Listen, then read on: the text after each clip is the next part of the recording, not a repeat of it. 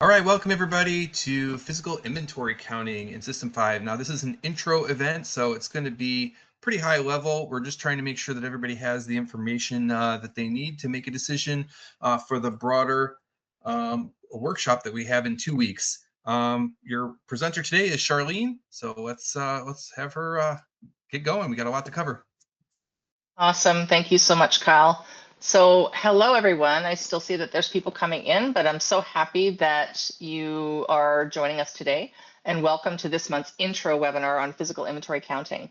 I appreciate your time. My name is Charlene, as Kyle said, and I'm part of the Windward professional services team. We really focus on helping customers like you get the most out of System 5. And if you've attended any of these webinars this year, you would have seen me before. Once again, today's topic is physical inventory count in System 5. It really does follow well with last month's topic on system integrity.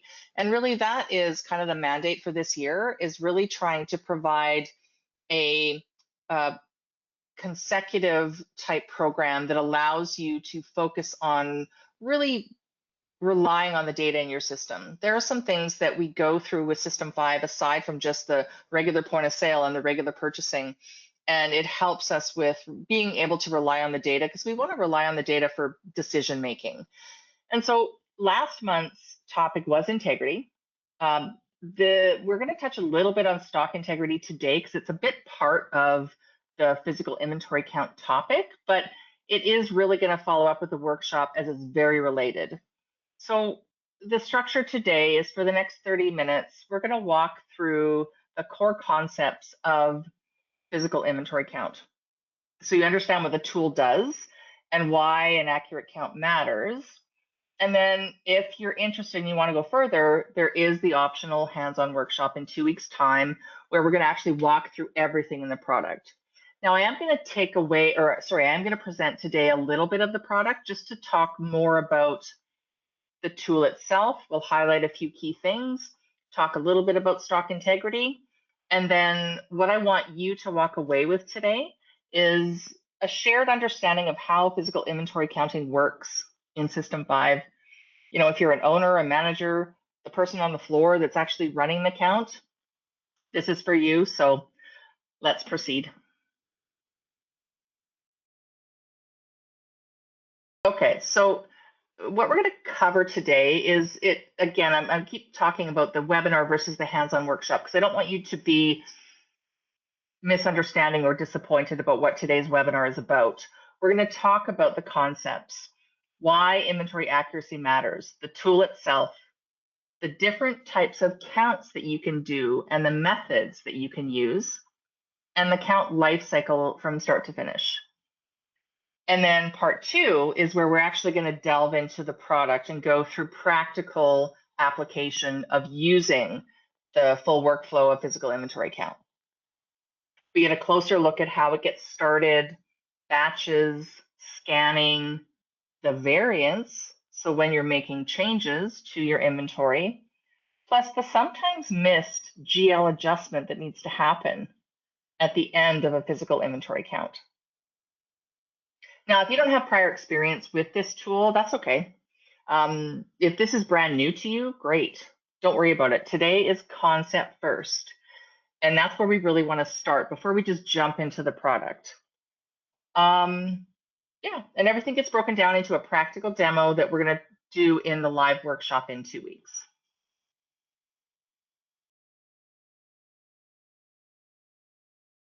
Okay, so why does inventory accuracy matter? And I know that sounds like a silly question. Of course, we want inventory accuracy to matter. I've been into the hardware store where I live, and their system shows one thing and there's nothing on the shelf. So, you know, like I think we all know what why it's important. But, you know, counting the inventory stock isn't just busy work or like once a year. And because the accountant tells us to do it, right? It's accurate inventory is what every other number in the business leans on. So when the counts that we have aren't accurate, impact the business for other reporting, in particular the inventory value. And it can even cost you money. So, that's kind of what we're talking about now is like, okay, well, what things can it prevent if I'm doing this on a regular basis? And I'm not suggesting that you aren't, perhaps you are, but I think going through the process and what we consider to be best practices is an important topic for us to cover as we start to near in. We're kind of past the mid-year point, and typically people are doing that physical inventory count closer to the end of the year. So you've got those final numbers in. So, okay, back to why it matters. Lost sales. When your system shows stock, like my example of the local hardware store, it was disappointing. If you have a promise or an allocation to a customer of product, and when it's not there, well, then you either have to have that awkward conversation about, okay, well, what do we do now? We could order it in for you, or the customer chooses to go somewhere else and go to a different hardware store, in my example. It's a totally different story if you don't have the stock and you're aware of it. Then you're having that conversation with the customer about ordering the stock in, rather than it should be here, but there's nothing on the shelf.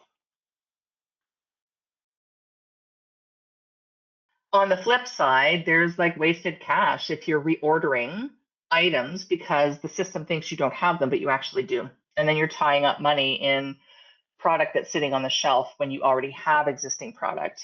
And maybe you didn't need to spend the money. And ultimately, it's really just wrong numbers.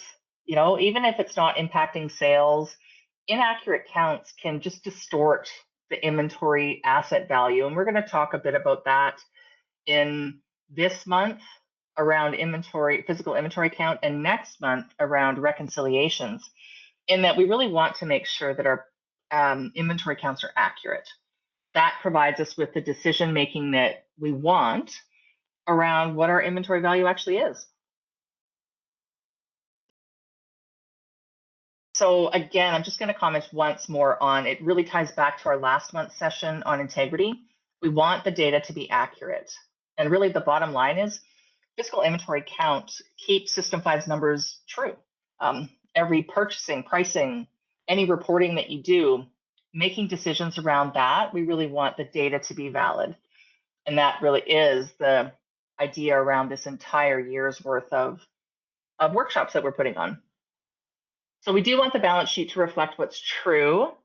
And I'm so aware of the time that it takes to do the process of physical inventory count. I've been on site with customers, like late nights and staff working overtime and pizza boxes just to get through all the counting.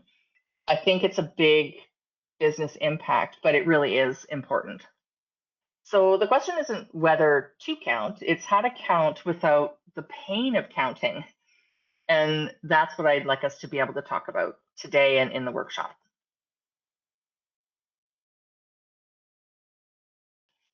Okay, so what is a physical inventory count? Well, it's simply comparing what the system thinks you have to what you actually have. And I think that's pretty clear. And then making any corrections to bring your quantities back in line. And of course, recognizing the variance. Now, the variance can come from a variety of different places, but that's not what we're talking about today. We're talking about how to make sure that the inventory is accurate. It could come from something that's broken that didn't get accounted for in the software. Like there's all kinds of things that can cause a discrepancy.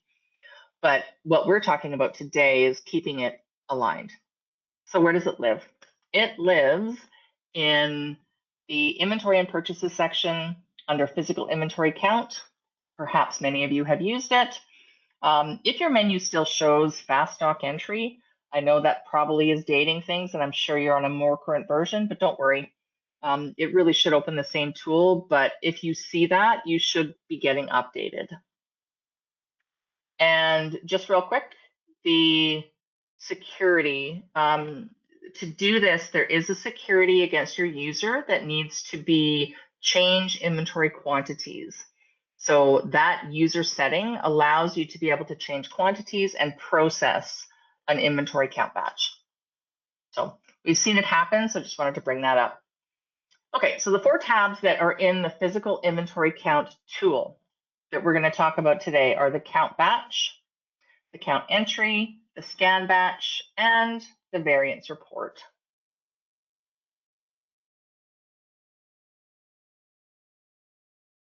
Okay, so the way that you count and what you're going to count is really brought into three groups, and that is, we're going to make it real simple. Oops, sorry, did I move that? Yes, I did. I'm sorry. Okay, so what you count. The three that we're going to talk about are the uninitialized.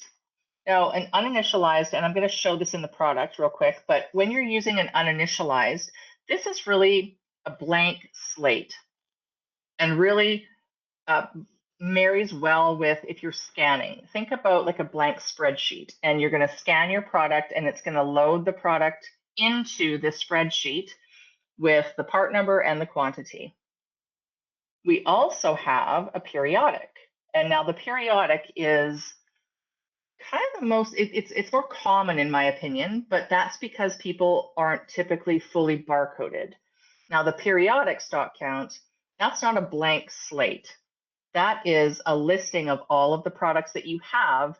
You print that out, and then people walk around and you're writing the quantities against each item. And then that gets rekeyed in to the same tool, physical inventory count, and then you process it. And then the very last one is the cyclic. Now the cyclic inventory count really ties well with our advanced inventory control module, but that is where you're actually doing it not once a year, but you're doing it periodically. Well, now I say the word periodic, but the cyclic is really, instead of counting everything at once, you're going to break it down into bite-sized pieces. And then how you can do that is just take a slice of your inventory and do it on a rolling schedule. If you don't have the advanced inventory control module, you can do this as well, because what you can do in the physical inventory count tool is you get to take parts of your inventory. Perhaps it's based on a brand, or it's based on a group of categories, and you could choose to do those on a quarterly basis. And then you're just focusing in on that smaller group of inventory as opposed to the entire lot.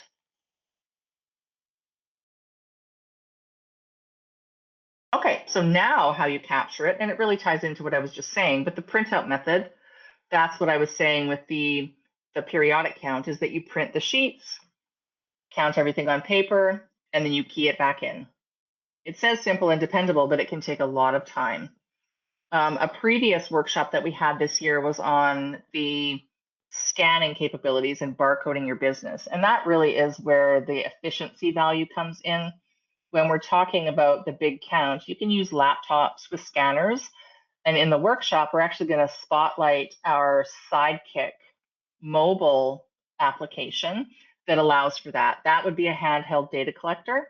And it really does shine on higher volumes when you've got like a whole bunch of product that you need to scan, and allows you to just scan, and then load that into System 5 super easily with our Sidekick app. And that really is far more efficient than the printout method, but it does require the barcoding to be in place. So you've got barcodes on your product and barcodes in System 5, but really great for the big count method. And the external, certainly I've worked with a couple of customers who have done external where they actually bring in their own data collectors, again, barcode scanning, and they provide all the scanning, but then provide you with the data, and then you import it into System 5. There is a comment about the mix and match, and that is a strategy if you've got some barcodes and some not, but we do want to be cautious about overwriting anything. So probably if you're partially barcoded, a consult would be helpful to be on the right path for being able to do this effectively.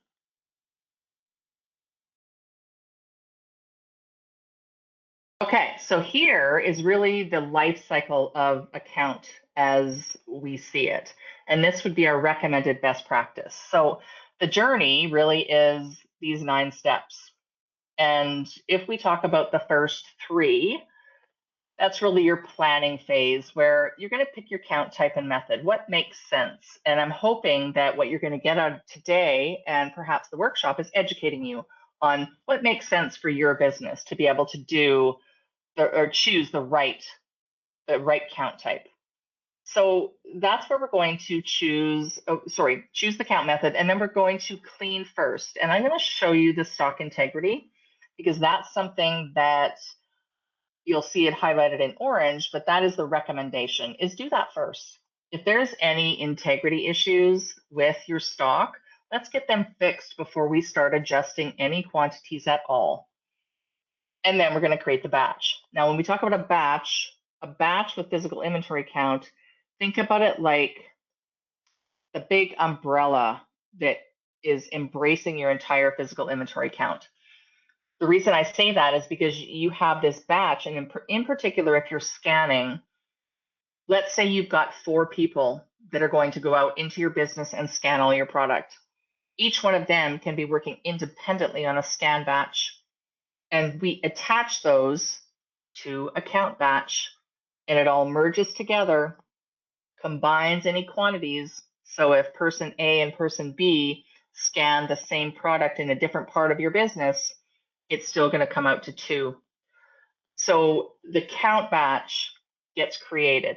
So that's the foundation. Then we move into the next step where you're actually doing the count. And that is to capture. Either you're doing the print and count, write it down on the piece of paper, or you're scanning into those scan batches that I just described. Once you do that, you're going to apply those scan batches to the count batch.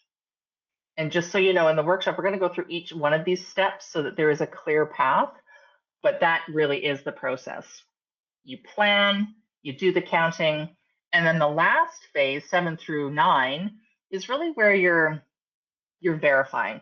You're confirming the counts, you're looking at the updated quantities because it's going to show you the variance report. Look for anything that jumps out, like is there something that just seems not right? And that can be a bit daunting if you've got a lot of inventory, but really it comes down to what is this going to impact? And then you process. Once you process, that updates the quantities in System 5. But that very last step, also highlighted in orange, is we need to post that adjusting entry to your 1200 balance sheet account for the change that we've made. That's back to what I originally talked about in matching those two things, the in-stock quantity value and what's on your ledger. Okay, so the reason the two things were highlighted in orange is that these are common things that can be missed. The clean first, run the inventory stock value, or stock integrity, I'm sorry, and then also make sure that that GL is posted.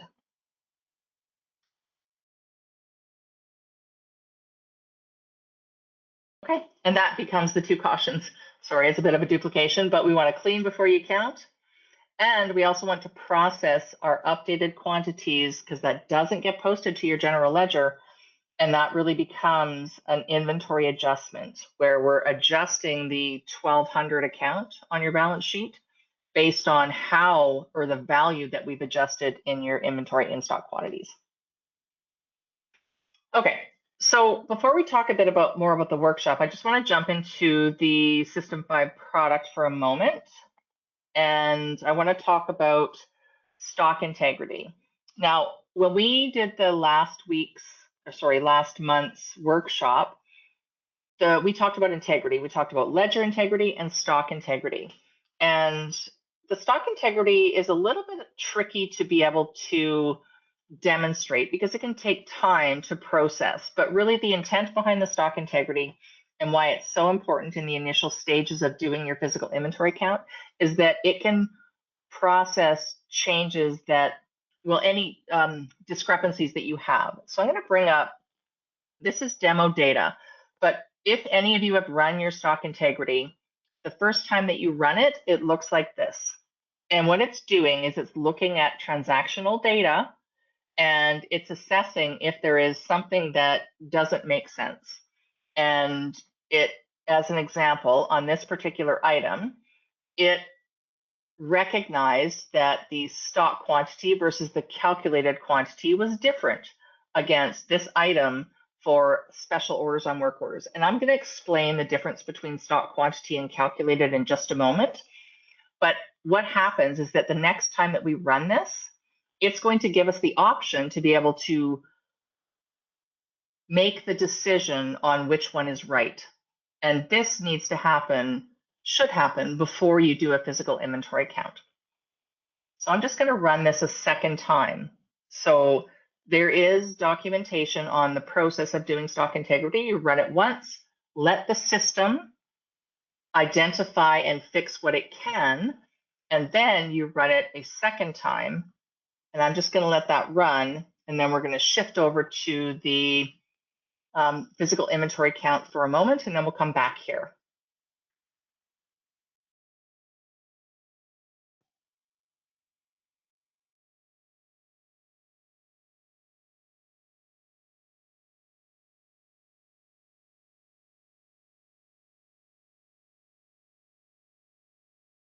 Apologies, that keeps opening. Okay, so our physical inventory count, as I talked about earlier, the first thing we start with is the count batch tab, and that gives us our big umbrella. That gives us our count batch where everything is going to be brought into. So when we create this, we then decide that periodic stock count or the uninitialized stock count. Recall the periodic is going to display all the items on the screen. We can print it out and fill in those quantities. Uninitialized is a blank slate. So I'm just going to choose the periodic so you can see what that looks like. And then we're going to build it. That's going to pull in all the inventory. It's going to display it on the screen. And then we can choose to print this. And then once we printed it, this is the keying that happens. So a manual person has to come in and key in the updated quantities. And that becomes how we adjust the inventory. Now, I didn't do any filtering on this particular count entry. That can be covered in the workshop. There are different options that you may want to do as far as, do we want to count items that are on work orders or do we not? I'm just going to delete this.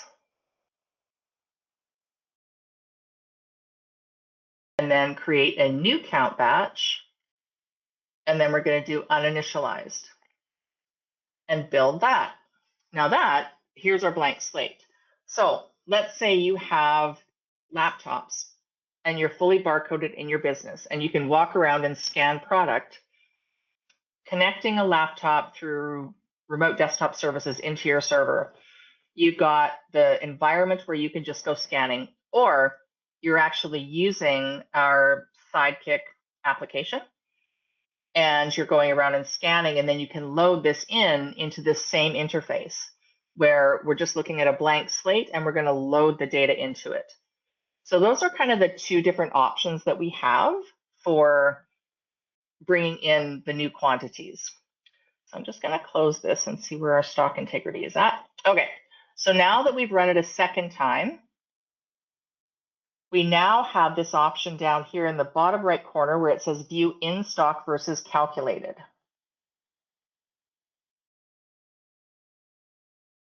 Okay, so it's brought back a couple of items, and I wanted to explain the in stock versus calculated. So on this particular one, this is in Department 1. If you're not departmentalized, you won't have that column, but we can see that it shows an in stock of 0, but a calculated of 1. So for a general understanding, I'm just going to edit this part.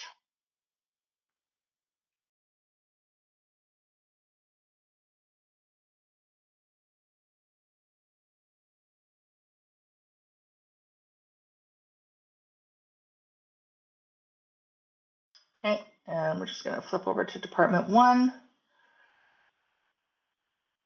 So here you can see we have an in-stock quantity of 1, but if we come into the cost and stock levels and look at the stock history is from the beginning of time of the product.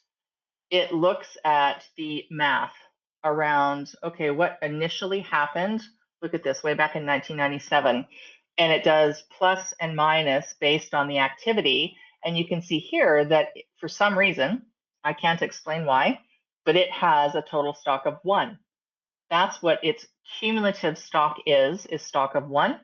yet the in stock is actually 0. So this is where making that decision on what's actually true is what the stock integrity does for you. Because now I can choose for this item, I can say in stock is correct, and I click on that button. And that's going to make the adjustment to show that we actually do have one in stock.